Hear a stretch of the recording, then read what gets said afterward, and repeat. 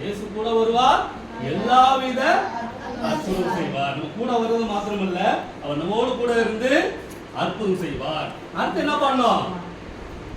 வேதனை துன்பம் நீக்கிடுவார், சமாதான சந்தோஷம் எனக்கு தருவார். சொல்லுங்க, வேதனை துன்பம் நீக்கிடுவார், சமாதான சந்தோஷம் எனக்கு தருவார். இப்ப அண்ணன் சொன்ன முன்னாடி சொன்னது போல பாருங்க, நம்முடைய குடும்பத்துல வேதனை துன்பங்கள் கஷ்டங்கள் எது இருந்தாலும், கடன் தொல்லை இருந்தாலும் எல்லாத்தையும் இயேசு என்ன பண்ணுவாரா?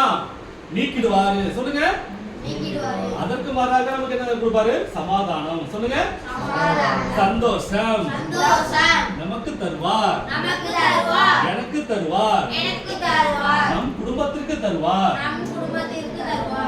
பாருங்க, ஏசப்பா நம்ம கூட வர்றதுனால, அவரை நம்புறதுனால நமக்கு எவ்வளவு நல்ல காரியங்கள் நடக்குது பாத்தீங்களா? அடுத்து பாத்தீங்கன்னா, கடந்தோல்ல கஷ்டங்கள் நீக்கிடுவா, கடந்தோல்ல கஷ்டங்கள் நீக்கிடுவா, கண்ணீர்கள் அனைத்தையும் தொடச்சிடுவா, உன் கண்ணீர்கள் அனைத்தையும்.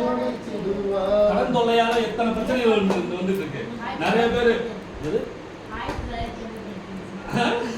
கடந்தொல்லை கஷ்டத்தினால நிறைய பேரு தற்கொலை பண்ணிக்கிறாங்க. சொல்லுங்க, தற்கொலை பண்ணிக்கிறாங்க. கடன் கட்ட முடியல, வட்டிக்காரன் வந்து நிக்கிறான், அவங்களால வேலையும் இல்ல, சம்பாத்தியம் இல்ல, எல்லாமே ஓட்டமையில போற மாதிரியே இருக்கு சம்பாதிக்கிறதெல்லாம்.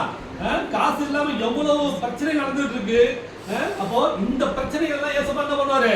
மாற்றிடுவா. சொல்லுங்க, என்னுடைய பிரச்சனைகளை இயேசு மாற்றிடுவா.